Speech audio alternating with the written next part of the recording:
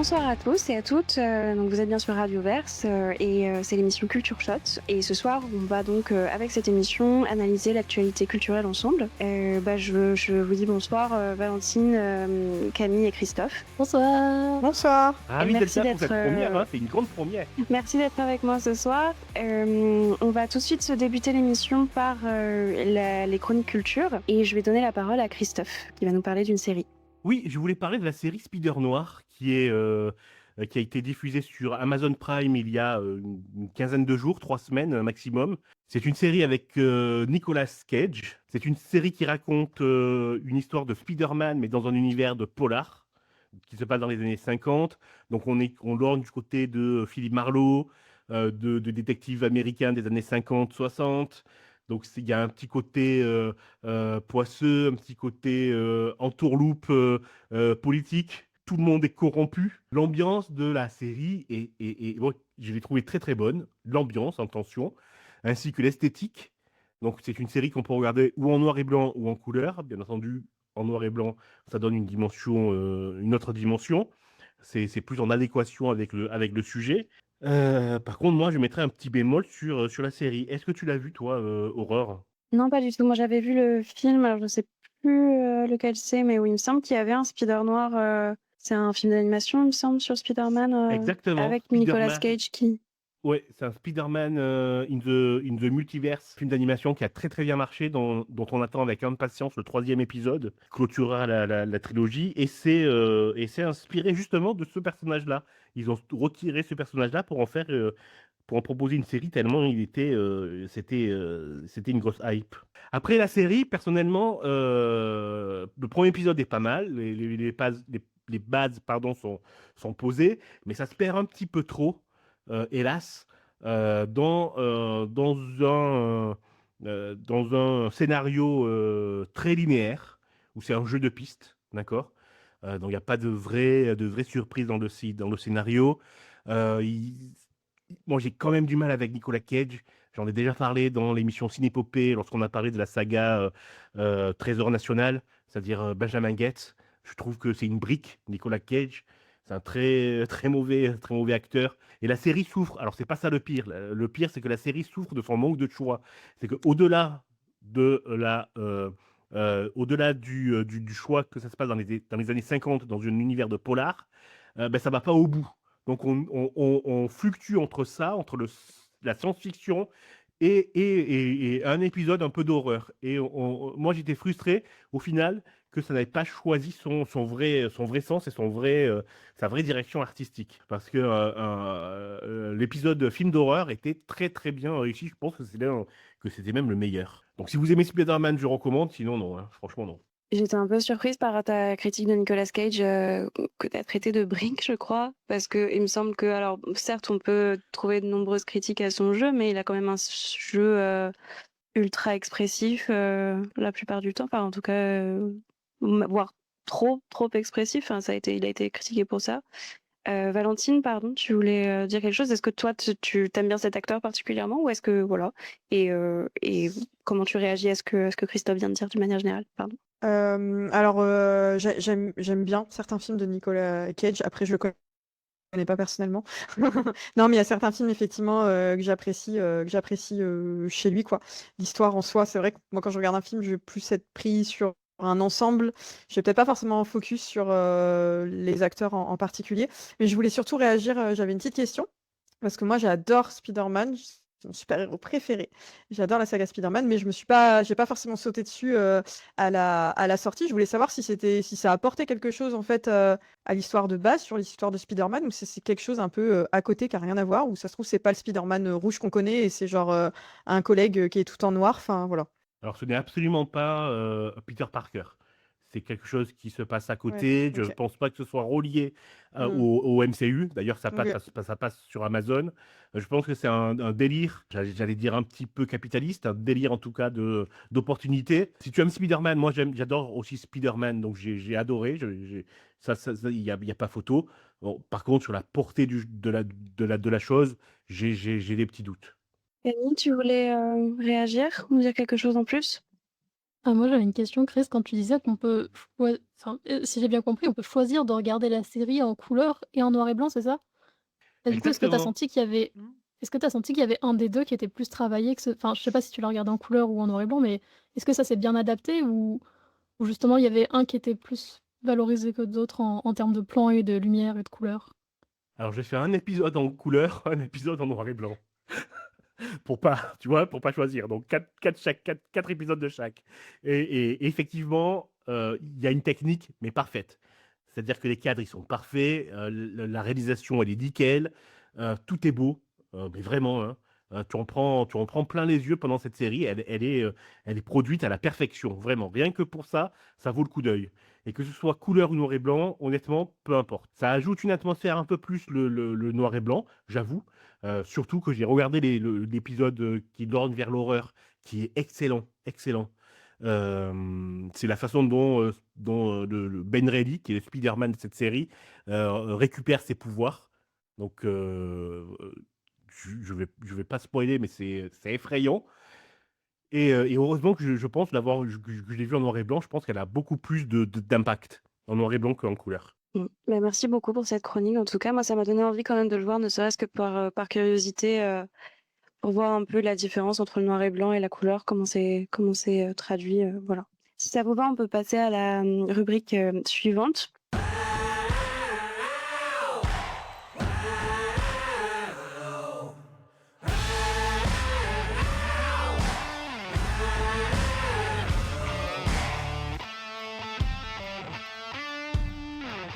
Moi, ce que je voulais faire, c'est un peu un débat autour d'une actualité culturelle qui provoque des controverses ou des critiques, voilà.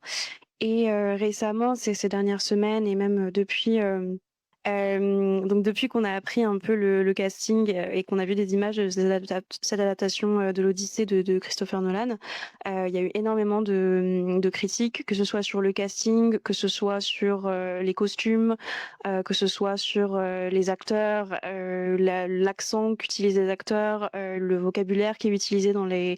Enfin, c'est vraiment une adaptation qui est critiquée de toutes parts. Et donc moi, ce que je voulais savoir, c'est au-delà de cette adaptation-là, est-ce que vous avez vu des adaptations de l'Iliade ou de l'Odyssée qui vous ont plu? Il y a eu 3 notamment qui est sorti dans le début des années 2000 avec Brad Pitt, qui avait, je crois, pas été très bien reçu. Il y a eu énormément de péplums aussi autour de ces légendes-là qui ont été faits. Donc voilà, je voulais à la fois savoir si vous aviez une opinion sur cette prochaine adaptation qui va sortir mi-juillet, je crois, en France. Juste pour recontextualiser les choses, la première chose qui est sortie, il me semble, dans cette adaptation-là, c'est la question du casting. Donc, il y a Elliot Page, pardon, notamment, qui est censé jouer Achille, ou en tout cas le fantôme d'Achille.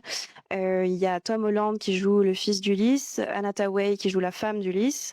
Donc voilà, il y a tout un casting qui est sorti. Charlize Theron qui va jouer Circé. Et c'est un casting qui a été énormément critiqué. Notamment, moi, je trouve de manière assez raciste parce qu'on a considéré que... Non, pardon. Lupita Nyong'o, elle joue Hélène de Troie, pardon, pas Athéna. Athéna, c'est Zendaya. Et on a considéré que Lupita Nyong'o était pas assez belle, en gros, pour jouer Hélène de Troie, ce qui est assez idiot de plein de manières différentes. Mais donc voilà, déjà, il y avait ça, un peu le casting qui a été critiqué. Ensuite, il y a eu des affiches du film et des images du film qui sont sorties. Notamment une affiche d'un casque, je crois que le casque d'Ulysse, ou en tout cas le casque de soldat, qui a été considéré comme extrêmement moderne, pas du tout comme dans les standards de ce qu'on avait eu l'habitude de voir dans des péplums. Si vous voulez, je pense que si vous voulez chercher la photo, elle doit y être quelque part, mais voilà, c'est un casque, c'est assez moderne, c'est presque futuriste, enfin, il y a quelque chose d'un peu presque de l'ordre de la science-fiction. Donc ça a été critiqué ensuite. Et ensuite, la bande-annonce est sortie. Et la bande-annonce a été critiquée pour plein de raisons différentes, notamment parce que les dialogues sont très très modernes aussi. C'est-à-dire qu'on a l'habitude de voir des péplums avec des dialogues un peu datés, avec des mots, avec du vocabulaire un peu shakespearien, un peu antique. Là, c'est pas du tout le cas. C'est des dialogues qui sont assez familiers, très modernes, qu'on pourrait retrouver dans des films du XXIe siècle. Voilà, donc il y a eu toutes ces critiques-là. Est-ce que du coup, pareil, toujours ma question, est-ce que vous avez vu d'autres adaptations, ou d'autres péplums qui vous ont, plus plu, Après, c'est peut-être alors j'ai pas vu le film, hein, donc puisqu'il n'est point encore sorti. Après, c'est peut-être une critique un peu simpliste de ma part, mais je me dis: «On est quand même sur du gros blockbuster américain, est-ce que vraiment l'objectif, c'est, de reprendre, plutôt le côté, enfin, historique et de respecter vraiment, la trame de Homer et de repartir, un petit peu sur cette histoire antique, très, très, enfin, imagée, très particulière, ou est-ce qu'on veut pas juste tout simplement faire du spectacle? Du coup, il y a certainement eu un joli petit billet qui a dû être injecté dans ce film, et l'idée, c'est on le voit sur un grand écran, ça pète de partout, il y a des actions de partout, il y a des acteurs qui coûtent tous hyper cher et qui coûtent des millions quand on les prend sur un casting, on les réunit tous ensemble et on veut faire un beau film avec plein d'acteurs qui sont hyper en vogue en ce moment. Est-ce que c'est vraiment l'histoire du coup qu'on vient chercher? Moi, je pense qu'on vient chercher le sensationnel, le spectateur qui va venir acheter son ticket pour ça, quoi. Après, voilà, alors, je le dis de manière un peu critique et en même temps, je me dis c'est aussi un parti pris de cinéma de se dire bah on privilégie l'action, on privilégie l'image, le moment plus que l'histoire en soi. Donc je suis mi-critique, mi en même temps, je me dis c'est aussi un choix. Camille, est-ce que tu as une réaction à ce que vient de dire Valentine? Oui, bah, je suis plutôt d'accord. Je suis un peu frustrée parce que j'avais vu une vidéo qui explique totalement ce fait-là de regarder des films historiques, mais qui sont, un peu anachroniques parce qu'on a une vision moderne de la chose et que, bah, la plupart des films historiques maintenant ont quand même une vision assez, moderne avec des gens qui ont des visages, de notre époque et qui ressemblent plus trop aux statues qu'on a l'habitude de voir ou à tous les documents, qu'on peut avoir sur l'histoire. Je ne sais plus quelle est cette vidéo, je n'arrive pas à la retrouver, mais voilà, si vous tombez dessus et si vous recherchez un peu, c'était une vidéo qui expliquait ça, très, très bien. Mais j'avoue que moi, quand j'ai vu la bande annonce en premier, bah, je me suis dit: «Ouais, c'est encore un film de Nolan qui va faire du bruit parce que c'est un blockbuster et parce que c'est Nolan et ça va donner envie aux gens d'aller le voir parce que c'est un film de Nolan justement» et que, bah, comme d'habitude, il y a énormément d'acteurs et d'actrices, très connus et qui donnent envie à certaines personnes d'aller le voir. C'est-à-dire si tu es fan de Tom Holland, bah, tu vas aller le voir. Si tu es fan de Zendaya, pareil. Si tu aimes bien Matt Damon, évidemment, tu vas aller le voir. Moi, de toute façon, les films de Christopher Nolan, comme je l'ai dit dans, Derrière la caméra, je vais pas les voir de moi-même, donc j'attendrai qu'ils viennent, devant mes yeux. Je voulais réagir, 2 petits points sur ce que tu viens de dire. C'est super intéressant ce que tu viens de dire sur, l'anachronisme, notamment des visages. Je crois qu'il y a un terme pour ça s'appelle l'iPhone face. On considère qu'en fait les actrices aujourd'hui, sont dans des standards très, très modernes, voire se font un certain nombre de procédures un peu cosmétiques qui font que leur visage est assez figé, et quand on les met dans des drames historiques ou dans des films historiques, on se demande qu'est-ce qu'elles font là, parce qu'effectivement leur visage correspond absolument pas à ce qu'on a l'habitude de voir, donc voilà, je voulais juste rajouter ça. C'est ça. Et c'est intéressant pour que tu parles de films, historiques, parce que une des questions qui a été posée dans les critiques, qui ont été faites à cette adaptation, c'est: est-ce que c'est vraiment un film historique? Étant donné on parle de l'Iliade et de l'Odyssée, enfin surtout de l'Odyssée en l'occurrence dans ce film. C'est une légende, ça a jamais vraiment existé, Ulysse n'a pas existé. Hélène de Troie, je crois qu'il y a eu des légendes comme quoi, enfin, il y a eu des comptes rendus historiques comme quoi elle aurait existé, mais c'était pas sûr. Donc voilà, c'était aussi, je voulais remettre ça dans le débat. Est-ce que, pardon, est-ce que tu veux rajouter quelque chose? Bah, je disais plus ça dans le sens, où par exemple, Le Comte de Monte Cristo ou Les Trois Mousquetaires, ont aussi un peu subi ce truc-là de iPhone face. Merci pour le mot, j'arrivais plus à le trouver et et pourtant on sait que c'est des trucs qui ont pas existé, mais on sait bien que les standards de beauté à l'époque, c'était pas Pierre Niney et François Civil, quoi. Christophe, qu'est-ce que tu en penses? Est-ce que tu veux réagir? Oui, et le film sort aussi sur grand écran, et peu de cinémas peuvent le projeter tel qu'il a été conçu. Parce que c'est une taille d'écran beaucoup trop grande pour les cinémas actuels. Je crois qu'en France, il n'y en a qu'un qui pourra le diffuser tel qu'il a été filmé, tel qu'il a été imaginé dans la tête de Christopher Nolan, ce qui est fou. Mais je vais rejoindre ce que dit Valentine, c'est que oui, on est là plus sur un spectacle, plus sur ce qu'on attend du cinéma entre guillemets, d'été, un gros blockbuster avec des stars en foison et de l'action, plus que d'ouvrir un livre d'histoire. Mm. De toute façon, dès que tu vas voir un film d'histoire au cinéma, les historiens et les experts te tombent dessus. Et Christopher Nolan le sait très bien, puisqu'il avait, il s'était déjà pris il s'était déjà pris une polémique avec son film Dunkerque. Au-delà de ça, on a quand même une ribambelle d'acteurs et d'actrices hyper connus. Donc tu sens vraiment que qu'on revient à une espèce de quelque chose qu'on n'avait pas connu depuis, qu'on n'avait plus connu depuis quelques années, hein. C'est-à-dire le blockbuster idéal pour un film d'été avec une pléiade de stars. Même Barbie n'alignait pas autant de stars que le film de Christopher Nolan. Et ce repli, on le voit, hein, enfin, Hollywood aujourd'hui, c'est que des histoires réchauffées, c'est des suites et des remakes et des reboots. Et toute l'originalité, elle vient des petits studios et plus des grands studios. Bon, est-ce que le cinéma va s'en sortir? Je sais pas, mais honnêtement, moi, j'irai le voir. Oui, effectivement. Donc, Christophe, tu vas aller le voir. Camille, a priori, non, sauf contre-ordre. Valentine, est-ce que toi, ça t'a donné envie ou au contraire, non? Technique de Camille. Je le regarderai Ok. s'il vient à moi, mais effectivement, c'est pas les grands blockbusters comme ça, c'est pas ce que je vais chercher dans le cinéma. Donc voilà. Mais peut-être on a perdu l'habitude des blockbusters, honnêtement. Avant, c'était Peut-être un aussi. événement, le blockbuster, hein. Ouais, c'est vrai.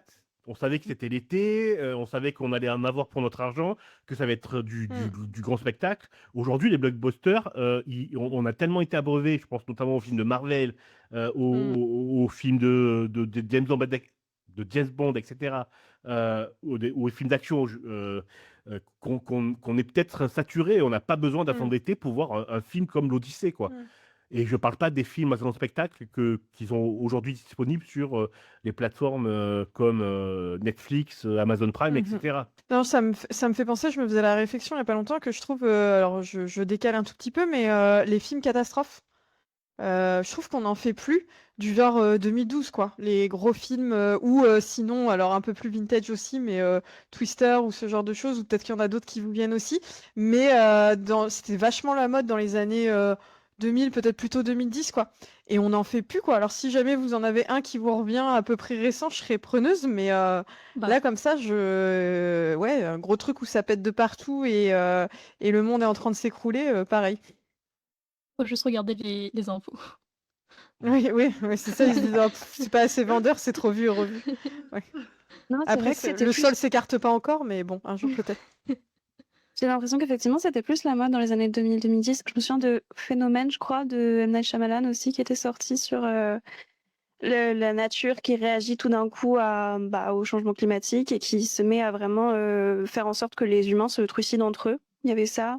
Mm. Il y avait Perfect Sense aussi, qui était assez incroyable, qui est pas récent non plus, avec Eva Green et Ewan McGregor. Donc, c'est l'histoire de l'humanité qui perd petit à petit sous tous ses sens. Donc ça commence par, je crois, la vue, ensuite l'ouïe, ensuite l'odorat. Et à chaque fois, il y a des réactions en chaîne qui se conduisent et c'est très bien. Moi, j'ai l'impression que depuis, ça s'est un peu poursuivi dans les séries plutôt. Enfin, je pense à The Walking Dead, à The Last of Us, des choses comme ça. Mais c'est vrai que en film récent qui m'a marqué sur la fin de l'humanité, j'en ai pas énormément en tête. Ouais, Camille? Bah, là, sur la fin de l'humanité, j'en ai pas enfin, pas réellement la fin de l'humanité, mais un truc qui change dans la perception de l'humanité et qui devient un peu dystopique tout en restant dans notre monde. Il y a Le règne animal qui est sorti il y a pas très longtemps, même si c'est Mmh. pas non plus, hyper catastrophe, mais ça tend à rester quand même, dans les genres présents. Oui, oui, je suis d'accord. Ouais, j'y ai pensé juste quand je finissais ma phrase. J'avais adoré ce film d'ailleurs. Enfin, j'avais trouvé que justement c'était très. Qu'il y avait cette espèce d'angoisse un peu qu'on peut avoir dans les films catastrophes, en mode l'humanité est complètement en train de Mmh. changer et ça perturbe toutes nos habitudes, toutes nos vies, enfin voilà, nos modes de vie. Et en même temps, quelque chose de très beau et très. Avec beaucoup d'espoir, je trouvais, sur l'évolution et sur la manière de s'adapter. Enfin, je sais pas ce que vous. Si quelqu'un l'a vu, que ce soit Christophe ou Valentine ou Camille, si quelqu'un voulait réagir. Non, personne. Ben, il est très bien le film, hein. Je l'ai vu effectivement, Ouais, ouais. il est vraiment très bien, mais ce n'est pas Mmh. un blockbuster. On est à mi-chemin entre un film d'auteur et un film grand public. On est vraiment à mi-chemin entre ces deux genres pour moi. Et en tout cas, je ne sais pas si vous vous souvenez de la campagne marketing, mais il n'a pas été marketé comme un film comme La planète des singes. Il a été marketé comme un film français où on va réfléchir sur l'écologie, etc. Bon, c'est un peu éloigné du thème, mais c'était super intéressant. Pardon. Merci beaucoup. Si ça Moi, vous va, on peut passer à la... Sauf si quelqu'un a quelque chose à rajouter, on peut passer à la prochaine juste, rubrique. Pardon, je veux bien excuse-moi, ajouter Camille. quelque chose sur, Oui. comme tu disais, si on a d'autres choses à voir et tout par rapport à l'Iliade et à l'Odyssée. Alors c'est pas des films, c'est plutôt les livres. J'ai lu les livres de Madeleine Miller qui sont incroyables, Le Chant d'Achille et Circé que je vous recommande absolument. Et il y a aussi un petit webtoon parce que ça fait longtemps, La véritable histoire d'Ulysse où là c'est pour le coup pas du tout, un truc hyper sérieux et tout. C'est vraiment juste, un truc très drôle comme on a l'habitude sur webtoon. Bah, merci beaucoup, j'y avais pas pensé, mais effectivement, alors moi j'ai commencé à lire Circé. J'ai pas lu Le Chant d'Achille, mais j'en ai entendu beaucoup de bien. Et c'est vrai que pour le coup, enfin, j'avais l'impression en tout cas, mais tu me dis si je me trompe, que autant Le Chant d'Achille que Circé, il y a quand même des arguments très très, comment dire? En tout cas, les histoires sont assez modernes. Enfin, Circé, j'ai l'impression que c'est vraiment, il y a énormément de féminisme dedans, il y a énormément de, voilà, on parle vraiment du point de vue de Circé et de sa vie, et c'est vraiment son parcours. Le Chant d'Achille, il me semble que ça parle de l'histoire d'amour entre Achille et Patrocle, du coup, qui est peut-être plus ou moins explicite ou implicite dans l'Iliade, je sais pas du tout. Mais voilà, je sais pas ce que tu en penses, toi. Enfin, si tu peux nous parler de ça un peu, vu que tu as lu les Je livres. pense que alors le texte est très, très beau, c'est très joli et effectivement comme tu dis, ça parle de féminisme, dans Circé. Et au-delà, enfin, il y a aussi tout le côté, violence, contre les femmes et tout à un moment. Et on comprend un peu le raisonnement des personnages et en même temps ça fait entrer dans cet univers, heu, grec qu'on connaît pas forcément sauf, avec les textes ou avec les juste des quelques photos. Enfin ça fait une sorte de premier pas ou alors de continuité. Si jamais vous avez lu Percy Jackson, étant ado, vous pouvez continuer avec Madeleine Miller, c'est très bien. C'est Madeline, je me permets de rectifier, c'est Madeline Madeline, Miller. autant pour moi, Madeline Miller.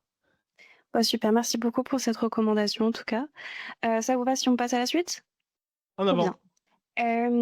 La prochaine rubrique, je voulais parler de l'actu ciné ou série d'une manière générale.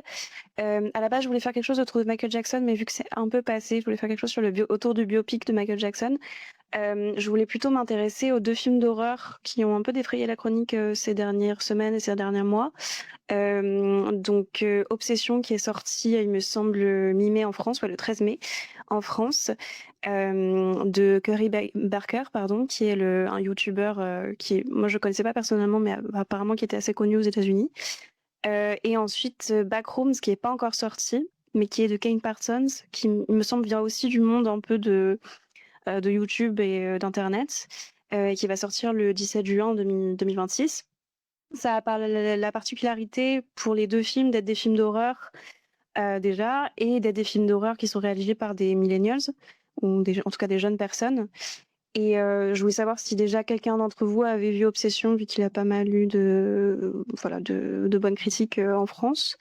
Et au-delà de ça, je voulais savoir, est-ce que ces derniers temps, vous avez l'impression, enfin moi en tout cas j'ai ce sentiment-là, qu'il y a un peu un retour de l'horreur, et particulièrement un peu de l'horreur un peu profond. Enfin, il y a eu Sinners, par exemple, cette année, qui explorait pas mal les thèmes de racisme, et notamment aux États-Unis. Il y a eu énormément de films d'horreur cette année. Il va y avoir Scary Movie aussi qui va bientôt sortir. Enfin, voilà. Et si jamais ce que je vous dis ne vous parle pas du tout, ben, j'aimerais bien savoir si vous aimez les films d'horreur, s'il y a un sous-genre qui vous plaît plus qu'un autre. Voilà. Camille, vas-y. Bah, alors moi j'ai énormément suivi, Feld Up qui parle beaucoup de Ken Pixel, notamment avec le backroom. Enfin, c'est lui qui a importé, cette notion de backroom en France et qui a énormément redoré, je pense, le blason de l'horreur, qu'on pouvait avoir, notamment sur internet, qui a vraiment fait émerger toute cette culture-là et je vous invite à aller voir les vidéos de Ken Pixel qui sont, toutes incroyables et qui fait tout en 3D donc ça c'est le nom de la chaîne, YouTube, pour aller voir ses vidéos et qui ont toutes vraiment des millions de vues, ce qui est assez incroyable pour des vidéos d'horreur. On pourrait se dire que, ça fait trop peur ou quoi que ce soit, mais en fait, non, non, il y a une vraie communauté, autour de ça. Donc je trouve ça normal que, bah, ça se traduise aussi au cinéma et qu'enfin ces personnes-là puissent avoir de l'argent pour pouvoir faire des films, des vrais films, quoi. Heu, voilà. Moi, mon rapport à l'horreur, bon, je sais pas trop si j'irai voir ces films. Peut-être chez moi, bien au chaud avec une bande d'amis. En général, c'est ce que je fais. Je sais pas vous, votre rapport à l'horreur? Alors moi, Merci j'adore les beaucoup. films d'horreur. Pardon, vas-y. Non, non, je voulais juste rajouter un point sur le passage un peu des réseaux sociaux et de YouTube au cinéma. J'ai pas l'impression que ce soit vraiment évident, que ce soit en France ou aux États-Unis. J'ai l'impression que c'est plutôt rare de faire des bons films, enfin des films qui sont acclamés par la critique en venant de ce milieu-là. D'ailleurs, je connais pas beaucoup de youtubeurs en France qui ont fait ce pas-là et qui l'ont réussi. Donc voilà, c'était juste ce que je voulais rajouter. Christophe, vas-y, je te laisse réagir. On peut citer Le Visiteur du Futur, François Descraques, qui est passé de sa série YouTube à une sortie cinéma il y a un an, il me semble, hein. Ça a été 2025, 3. son Visiteur du Sourire. 2023? Oh ouais, 2022 même, je crois. Oh mon Dieu! J'étais au BTS, c'était il y a 4 ans. Ah, j'ai pris 3 ans d'un coup, là, merde. Ok, ben. Alors, c'est pas grave. Donc, on peut le citer, hein, voilà.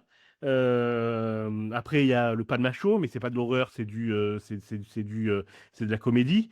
Mais les portes sont un peu plus fermées en France, à mon sens, d'autant plus que c'est souvent pas très bon. Enfin, le film de Palmacho, je sais pas si vous l'avez vu, enfin, même sous la couette avec un thé, tu vas pas jusqu'au bout, à mon avis. Bref, ça, c'est une méchanceté en passant.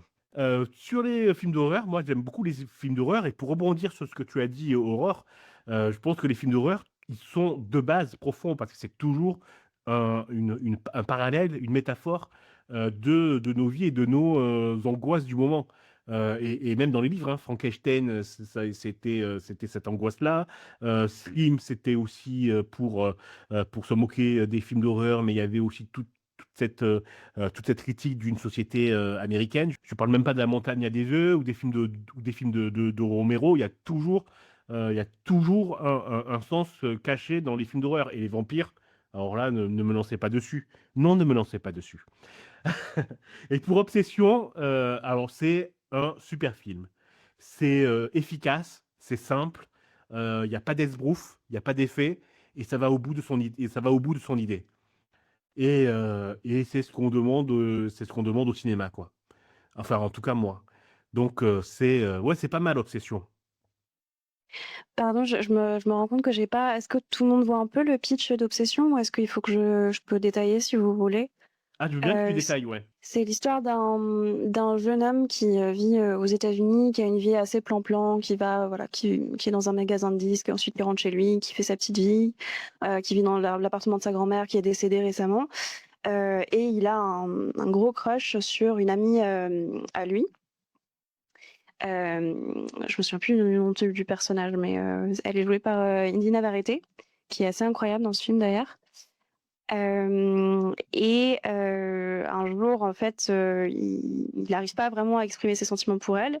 Il trouve dans un espèce de magasin un peu obscur un espèce de truc pour faire des vœux. Je sais pas comment ça s'appelle. Je crois que c'est en anglais c'est un wish willow, mais je sais pas comment ça s'appelle en français. Un espèce de bâton qu'il faut craquer pour que le vœu se réalise. Et donc un soir, il est un petit peu excédé par le fait de pas pouvoir lui dire ce qu'il ressent et il dit cette phrase: «Je voudrais que, Nikki», voilà, elle s'appelle Nikki. «Je voudrais que Nikki, m'aime plus que tout au monde». Et le problème, c'est que Nikki, enfin le vœu se réalise, mais se réalise de manière complètement horrifique. C'est-à-dire que Nikki devient complètement obsédée, par lui, et commence à faire des choses de plus en plus, sombres et compliquées et voilà, et terrifiantes, en fait. Donc voilà. Et ce film, en fait, c'est un peu une parabole sur, la masculinité toxique, les fameux nice guys qu'on voit, qui est une notion assez répandue aux États-Unis, où, enfin, voilà, ça parle un peu de féminisme, ça parle, de toutes ces notions-là. Et donc c'est en ça que je trouvais que le film était peut-être plus profond que d'autres, par exemple. Enfin, je pense que Saw, par exemple, n'a pas vraiment le même, autant de niveau de lecture, sur, voilà, les peurs de notre société aujourd'hui. Voilà, je sais pas si quelqu'un veut réagir à ce que je viens de dire au pitch, si ça vous donne envie de le voir ou pas du tout. Ou Valentine, je sais pas si toi t'aimes les films d'horreur ou pas? Moi, j'aime bien les films d'horreur. J'aime bien le fait je regarde plutôt des drames ou des films inspirés de faits réels et tout, donc c'est un peu le moment où je pose un peu mon cerveau. Et j'aime bien m'amuser à essayer de deviner la fin aussi. Mais dès qu'on part sur des films d'horreur avec du fantastique type des esprits, des démons, ce genre de trucs, donc là j'entends qu'on est sur autre chose, enfin, à voir, ça dépend, peut-être la fin. Mais je trouve que c'est toujours la même chose, quoi. Et je trouve que les mécanismes sont toujours les mêmes. Et moi, ce qui me plaît dans les films d'horreur, c'est vraiment finalement le suspense. Des fois, l'ambiance finalement plutôt étrange ou un peu pas malsaine, mais presque à des moments, sans qu'il y ait forcément un gros screamer, un gros truc comme ça qui vient péter et machin. Et je trouve qu'on est souvent sur un peu les mêmes scénarios, et ça fait depuis longtemps qu'il n'y a pas un film d'horreur qui m'a surpris, et où je me suis dit, ah ouais, là, je me suis vraiment sentie transportée, et à aucun moment j'avais envie de prendre mon téléphone pour faire autre chose. Et ouais, le scénario change un peu, et on n'est pas encore sur l'idée, bon là j'exagère un peu aussi, mais de la maison hantée, etc. Enfin voilà.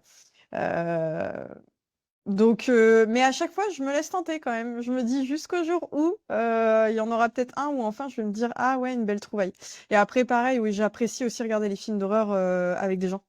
Pour moi, c'est aussi des films qui sont conviviaux. Alors dit comme ça peut paraître un peu étrange.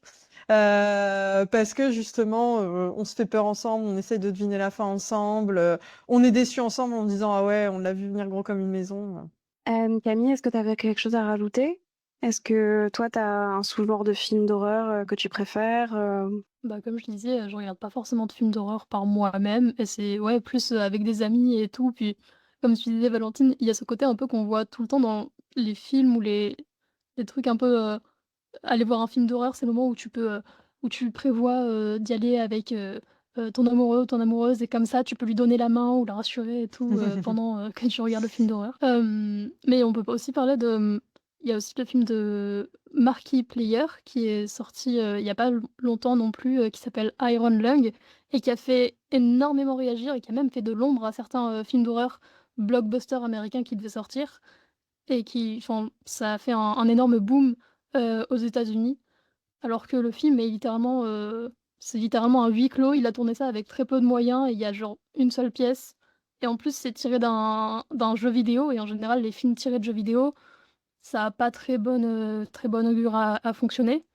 Alors que là, ça a l'air de faire peur juste avec la bande annonce donc je ne peux que vous le recommander. Est-ce que tu peux peut-être nous parler un petit peu du pitch, justement, de ce film? Bah, il me semble que c'est, une personne dans un sous-marin, qui va essayer de enfin je n'ai plus exactement, tout ce qui se passe, mais qui justement se retrouve dans un sous-marin. Il y a des créatures, autour, de ce sous-marin et c'est là tout le truc de comment faire de l'horreur dans une personne qui est juste dans un huis clos et de tenir, toute la tension, pendant le film, quoi. Il me semble pour ajouter à ce que tu dis, il y a un film aussi, alors je l'ai pas vu, je sais pas du tout ce qu'il vaut, mais si quelqu'un l'a vu avec, Kristen Stewart et il me semble Vincent Cassel, qui s'appelle Underwater. Il y a aussi un film d'horreur qui se passe dans un sous-marin, qui est sorti, peut-être il y a 4-5 ans, quelque chose comme ça. Je sais pas du tout ce qu'il vaut, mais voilà, ça me faisait penser à ça. Est-ce que Christophe, toi, tu veux rajouter quelque chose, à ce que Camille a dit ou? Un film de plus dans ma liste de films à voir. Iron Lung, ça me botte un max et et j'en profite, je suis de l'avis de Valentine et de Camille. Un bon film d'horreur, c'est aussi un film où tu es bien accompagné. Donc avec des amis, que ce soit au cinéma ou à la maison, mais c'est quelque chose que tu partages. Les émotions, ça se partage. Oui, Moi moi je me j'attends souviens beaucoup de personnellement de soirées pyjama que je faisais avec, mes amis quand j'avais 11-12 ans, où c'était un peu le truc de se faire peur, de choisir un peu le film d'horreur moi je me souviens de The Ring par exemple, que j'avais regardé avec mes amis dans une caravane, au milieu de la nuit, et disons aucune d'entre nous avait passé une très, très bonne nuit après quoi, donc Ben voilà, ben c'est génial. Ça sert à ça, les films d'horreur. totalement. Est-ce que quelqu'un pardon Camille, tu voulais rajouter quelque Non, je chose? disais totalement. Mais moi, j'en attends beaucoup du film Backroom, de Ken Pixel, justement. Comme il y a eu énormément de hype autour des Backrooms, toutes ces dernières années, juste Mmh. l'ambiance et même juste l'image, qui vient, d'où tout cette histoire vient est juste un peu terrifiante en elle-même. Je sais pas vous, si elle vous a un peu, terrifiée quand vous l'avez vue la première fois avec, tout le petit texte? Alors, moi, je vois pas de quoi tu parles. Est-ce que tu peux expliciter un peu? J'avoue que j'ai juste entendu En parler fait du film et j'ai pas vu la bande-annonce, même parce que je voulais pas me spoiler, donc vas-y, je te laisse expliquer. bah, alors j'ai pas trop vu la bande annonce non plus ni l'histoire, mais l'histoire des Backrooms, c'est, il y a une petite image, avec une sorte de salon un peu jaune, ancien, dans les années 50, où en fait c'est un bâtiment un peu bizarre où il y a rien et ça donne une ambiance un petit peu, vieillotte et presque angoissante, tu vois? Du fait qu'il y ait rien du tout et il y a un texte qui accompagne, la photo. Je vais pas te le dire en entier, je le connais pas par cœur, mais en gros ça dit, «Si jamais vous, no clip de la réalité et que vous vous retrouvez dans les backrooms, alors il faut faire très attention car, une entité pourrait apparaître et vous poursuivre» ou, tout ça. OK, d'accord, et c'est Qui un truc donne qui vient de la culture d'internet? Enfin, je veux dire, c'est un truc qui est ou c'est c'est un ça, truc je pensais que c'était un truc spécifique à ce film, pardon. non, non, c'est quelqu'un qui a trouvé une photo sur internet et quelqu'un a associé ensuite le texte avec et ensuite ça a commencé à créer toute cette histoire de backroom. C'est hyper intéressant, je te conseille de regarder les vidéos de Feld Up et même d'autres personnes, à ce sujet. OK, trop bien. Ouais. Christophe, tu voulais rajouter quelque chose? Ouais, c'est génial tout l'historique du lore de Backroom. C'est vraiment fou comment ça a été construit. Et je voulais rajouter un point sur ce qu'a dit Valentine tout à l'heure, sur les films d'horreur qui sont plus des films d'ambiance.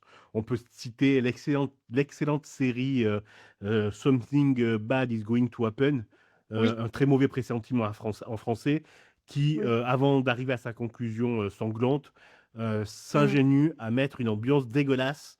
mmh.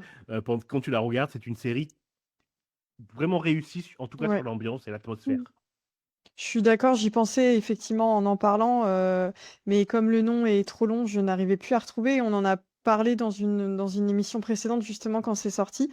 Ouais, c'est l'un des derniers, films d'horreur, enfin la série du coup, en tout cas, où j'ai fait: «Ah ouais, OK, là ça y est, j'ai retrouvé ce petit truc qui change un peu que je voulais que j'attends de retrouver à chaque fois, quoi». Ah, moi, Et j'avais oui. adoré cette série aussi et c'est vrai que, enfin, je suis d'accord avec ce que vous dites, il y a vraiment une ambiance, qui est maîtrisée du début à la fin, je trouve, et qui va vraiment en plus en crescendo, et qui a un peu ce truc, bah, justement pour moi aussi cette série, elle parle aussi beaucoup d'anxiété puisque le personnage principal en souffre, du début à la fin et a du mal à, différencier en fait ce qui est de l'ordre de l'intuition et ce qui est de l'ordre, de l'occulte, et enfin voilà, un peu de l'intuition occulte et de son anxiété, et je trouve que l'ambiance en elle-même et l'esthétique de la série, elle retranscrit vraiment bien ce sentiment d'anxiété, cette espèce de truc un peu poisseux qui part pas, qui est vraiment, intérieur à nous, enfin voilà, c'était ma petite réflexion. Est-ce que quelqu'un veut rajouter quelque chose? Ou on passe à la rubrique suivante? La rubrique suivante, je voulais faire ce que j'ai appelé l'instant icône, qui est un titre un peu pompeux, mais l'idée c'était en fait de revenir un peu sur un acteur ou une actrice qu'on aime bien. Là pour cette émission, pour le pilote, j'ai choisi Anna Thaoué parce que j'ai l'impression qu'elle est un peu partout en ce moment. Elle était dans Le Diable s'habille en Prada 2 qui est sorti en mai, il me semble. Elle va être dans l'Odyssée cet été. Elle est aussi dans un thriller qui va sortir prochainement, il me semble, aux États-Unis. Et comme j'ai un peu l'impression, en tout cas pour mon cas, que ça a été un peu une actrice qui m'a accompagnée dans toute mon enfance, voilà, je voulais savoir un petit peu déjà si vous la connaissiez, ce que vous pensiez d'elle. Moi, je sais que je l'ai découverte avec Princesse malgré elle quand j'étais petite. C'était un peu mon idole à ce Oui. moment-là. Ensuite, il y a eu Le Diable s'habille en Prada, il y a eu Ella Enchanted aussi, où elle était dedans. Il y a eu tellement de films avec elle. Enfin voilà, du coup, je voulais refaire un petit point sur elle et savoir, voilà, est-ce que vous l'aimez bien, est-ce que vous l'aimez pas, voilà. Je sais pas si quelqu'un a quelque chose pour commencer à dire. Alors moi, je la connais plus par ses activités extra-hollywoodiennes que par ses films. Alors je l'ai découverte, moi, dans Le Diable s'habille en Prada, avec Meryl Streep et Emily Blunt, le premier du nom. Mais je la connais plus pour son engagement que pour ses films. Donc je la connais parce qu'elle s'est engagée pour le droit des LGBT. Je le connais parce qu'elle s'est engagée pour une plus grande diversité des femmes à Hollywood. Elle s'engage à pas mal d'associations et elle assume tous les choix qu'elle fait lorsqu'elle s'engage. Et je trouve que ça, aujourd'hui, c'est assez admirable, surtout quand on sait que on peut ouvrir j'allais dire sa bouche. C'est pas très élégant, mais si tu parles trop, tu peux être mis sur le banc, ou voire même viré d'un film. On se souvient de l'actrice de Scream 7 qui a été virée pour une prise de position politique. Ouais, effectivement, c'est une actrice, qui est connue pour être je pense qu'elle est démocrate, enfin, elle est assez progressiste, aux États-Unis, je crois que son frère, est gay et du coup, elle expliquait dans un de ses discours que c'était comme ça un peu qu'elle s'était engagée, enfin, en tout cas, quand le début de son engagement pour la cause LGBT venait de là, et c'est vrai que c'est une actrice qui est, plutôt populaire, j'ai l'impression pour ça aussi. Elle a pas mal parlé aussi d'infertilité à un moment parce que je crois qu'elle avait des soucis, elle-même et ça a permis à d'autres femmes de sortir un peu de ce tabou-là aussi. Voilà, est-ce que pareil, Valentine, Camille, vous connaissez plus ses engagements ou est-ce que vous avez un film avec elle que vous aimez bien ou que vous aimiez bien peut-être quand vous étiez plus jeune, plus petite? Je sais pas, Valentine, si tu veux y aller. Ouais. Oui, alors moi, je la connais plus pour ses films. Et effectivement, Princesse malgré elle, j'ai adoré, hein, c'est bien sûr aussi. Voilà, c'est vraiment le petit film un peu choudoudou à se regarder du coup sur la couette, peut-être un peu en période de Noël, mais quand on est un peu chonchon et on n'a pas trop envie de réfléchir, quoi. Le Diable s'habille en Prada, effectivement, j'avoue que c'est un film que j'aime bien. Un jour aussi, même si la série est très chouette aussi également, mais ça j'ai bien aimé, mais c'est vrai qu'elle a fait quand même des films, voilà, quand même joué dans des films, qui ont plutôt bien marché et qu'on retient pas mal. Et ouais, moi j'aime bien cette actrice, je trouve que quand je la regarde, elle a quelque chose de réconfortant, je la trouve trop belle aussi. Donc ouais, voilà, je l'apprécie bien et du coup quand je vois un film où elle joue dedans, je me dis: «OK, je vais peut-être me laisser tenter, et de voir un peu ce que ça donne, quoi». Camille, est-ce que tu veux ajouter quelque chose? Est-ce que toi t'aimes bien cette actrice ou est-ce que peut-être tu la connais pas trop? Bah, alors je connais juste son nom et j'avoue que je viens de voir sa filmographie et à part, Alice au pays des merveilles et The Dark Knight que j'ai vu mais dont je me rappelle pas trop, il y a pas grand-chose que j'ai vu. Il y a peut-être les films d'animation dans lesquels elle a fait des voix, Le Royaume des chats, La véritable histoire du petit chaperon rouge, Rio 1 et 2, que j'ai vu en français du coup parce que j'étais beaucoup trop jeune pour regarder des films en anglais, donc je n'ai pas entendu sa voix non plus. Mais mais ouais, ça a l'air d'être une femme, qui fait des films, incroyables, hein. Enfin, elle a l'air très jolie et de faire des très bons films, mais juste, bah, j'ai jamais eu l'occasion ou jamais eu l'envie de voir un de ses films. C'est peut-être pas trop non plus, les films que je regarde. Je sais pas trop pourquoi, j'ai pas pu profiter de ça. C'est pas mal de films d'amour aussi qu'elle fait, voilà. Ah, je C'est vrai comprends. qu'à la base, vu que c'était un peu une actrice qui a joué dans beaucoup de Disney, dont Princesse malgré elle, elle a eu une phase aussi, voilà, un peu comédie romantique. Il y avait Un jour, il y Mmh. avait, Sexe et autres drogues aussi, je crois qu'elle a fait aussi. Mmh. Enfin, je trouve que c'est pas là où elle comment dire? Elle est très bien Mmh. partout, mais c'est pas forcément là où elle brille le plus. Elle a fait aussi plein de films, dramatiques hyper chouettes. Je Mmh. pense à sa performance dans Les Misérables aussi, alors que j'ai pas vu, mais pour lequel elle a gagné un Oscar. Elle a fait énormément de films. Elle a fait quelques films indépendants aussi. C'est elle qui est dans Brokeback Mountain. Je sais pas si vous avez vu ce film qui est sorti au début des années Oui, 2000. si, Ah oui, oui. extraordinaire. Euh, Sublime film. voilà. Elle joue la petite amie de Jack Gyllenhaal dans le film. Voilà. Et j'essaie de retrouver le nom. Elle a fait un film que je vous conseille dans les années 2010. Je crois qu'il s'appelle, je vais retrouver, mais en gros, elle joue une personne qui est une femme qui est alcoolique et qui retourne un peu, elle se fait virer de son appart, elle rentre un peu dans sa petite ville natale et elle se rend compte qu'elle est connectée à une espèce de Godzilla un peu, qui est en train de terroriser les gens en Asie, je crois que c'est en Corée ou au Japon. Et donc tout le film, en gros, elle essaye un peu de reprendre le contrôle de sa vie et de reprendre le contrôle un peu de ce monstre. Alors c'est évidemment une parabole sur l'alcoolisme et sur un peu la perte de contrôle et tout ça. Mais elle a pas fait beaucoup de films indépendants et celui-là, je l'ai beaucoup aimé. Voilà. Oui, je te plus sois, j'ai vu le film, il est super, et le titre m'échappe. Et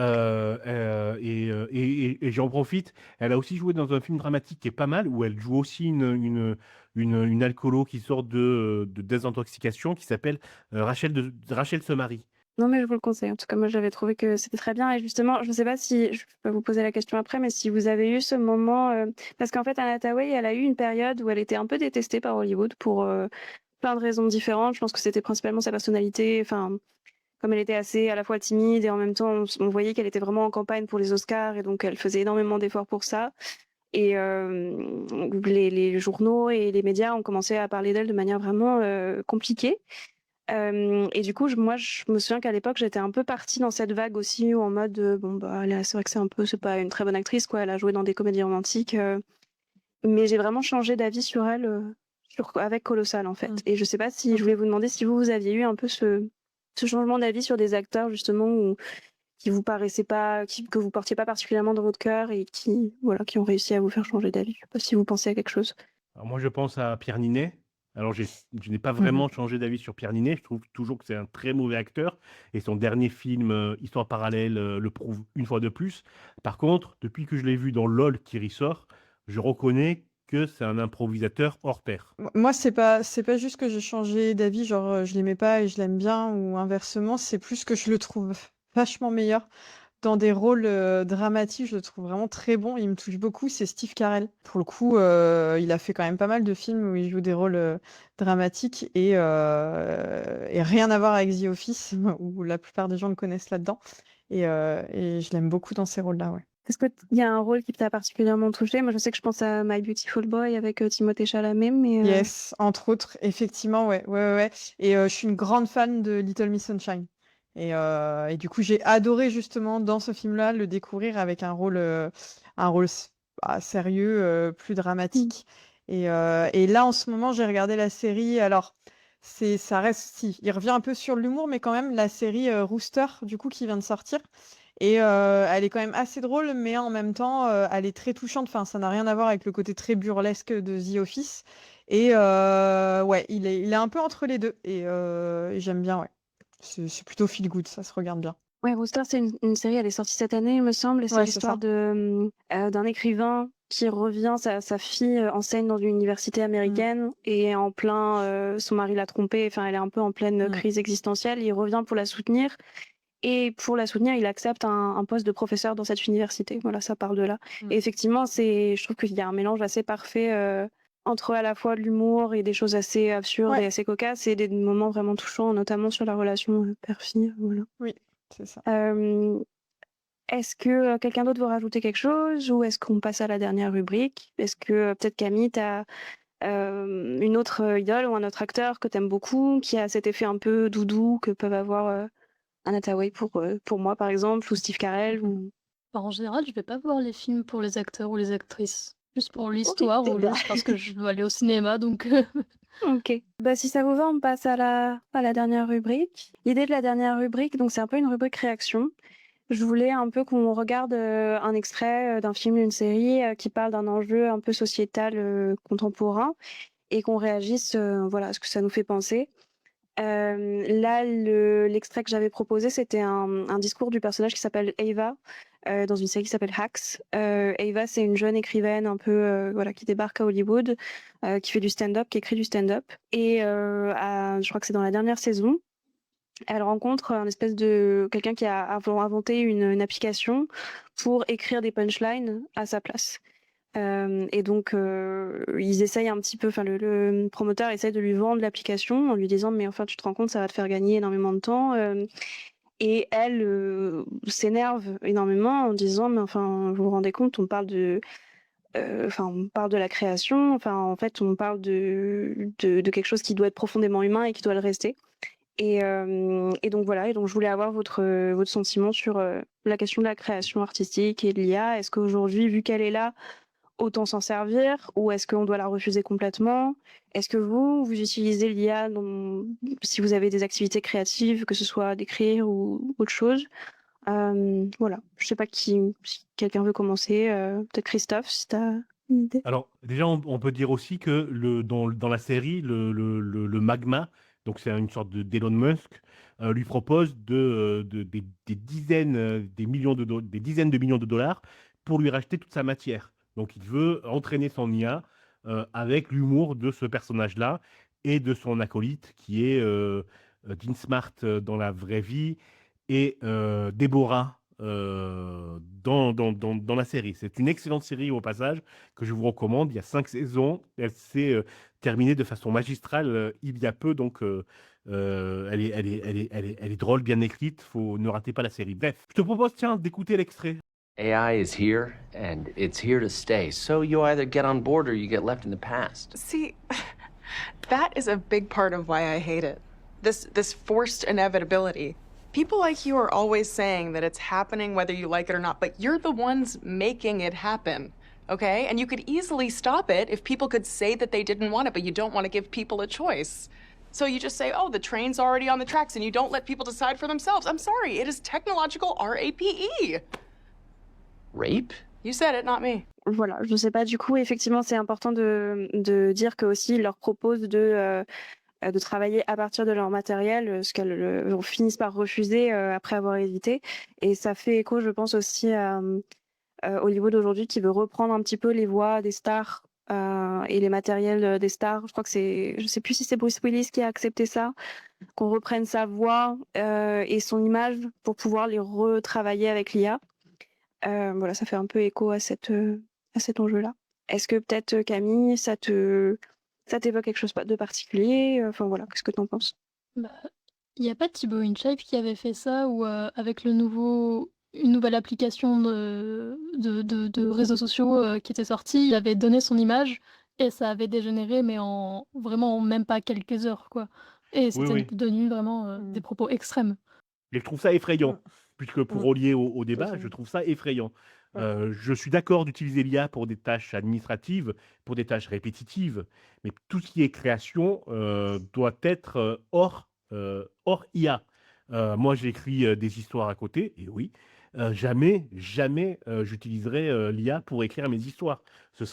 Pour moi, ce serait l'équivalent de mettre une arme dans ma bouche et de tirer, quoi, pour voir si ça fait joli. L'IA doit rester en dehors de toute la production artistique. Et je dis ça, et il m'est arrivé aussi d'utiliser l'IA pour faire des images. Il m'est aussi arrivé d'utiliser l'IA pour mettre de la musique sur les poèmes que j'écris. Il m'est aussi arrivé d'utiliser l'IA pour illustrer une petite vidéo. C'est compliqué. C'est compliqué. Mmh. Par contre, Je suis d'accord. il ne faut pas commercialiser l'usage qu'on en fait. Mmh.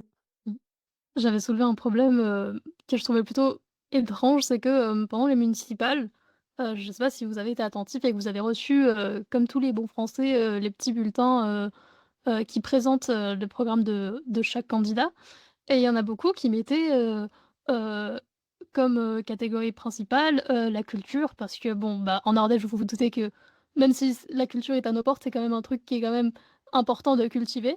Mais donc beaucoup mettaient la culture comme engagement, avec des images faites en IA sur leur programme. Et vraiment, je m'étais amusée avec ma mère à dire: «Bon, bah, là, regarde, c'est clairement de l'IA le truc, enfin, la meuf n'a pas de main, ça n'a pas de sens que sa jambe soit là et tout». Et je trouvais ça hyper contradictoire de dire: «Bah, on va promouvoir la culture et le patrimoine et tout ça», et à côté de mettre de l'IA, ça fait pas trop de sens, je trouve.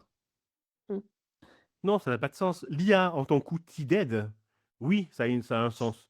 L'IA qui t'aide à gérer le quotidien, dans les tâches répétitives et idiotes, d'accord, je veux bien. L'IA qui filtre les appels et qui envoie tous les démarchages à la poubelle, oui, d'accord, je suis d'accord. Mais l'IA qui remplace un créateur, non. Est-ce qu'on considère à ce moment-là que j'ai l'impression que c'est un peu ce que les gens disent, que l'art et la création artistique, c'est un peu le domaine, enfin le seul un peu domaine que l'IA ne doit pas toucher? Moi, j'ai l'impression qu'aujourd'hui, je pense, enfin, j'ai aucune de mes amies, en tout cas, ne s'en sert, enfin, toutes mes amies s'en servent plutôt aujourd'hui.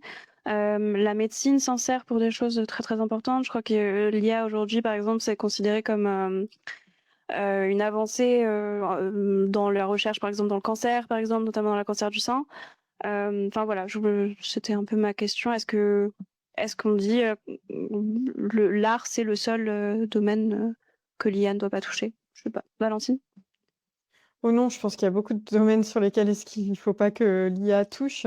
Mais sur le volet, artistique et création, moi j'en viens même à me dire, bah, si on est un artiste, ou qu'on a envie de se donner le label, artiste et qu'on utilise l'IA, à quel moment on est fier de sa création, quoi?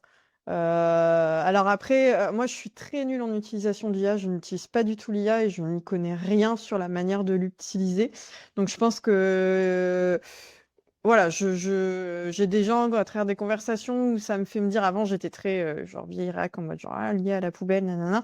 Je pense que effectivement, si on sait bien l'utiliser et qu'on arrive à se limiter aussi, peut-être que ça peut dépanner effectivement un petit peu, comme tu disais, Chris, pour des tâches un peu bébêtes et répétitives où de toute façon ça apporte rien à l'humain derrière que d'envoyer des mails automatiques pendant 30 minutes parce qu'il faut le faire à tout le monde. Oui, ça, il n'y a rien de très enrichissant.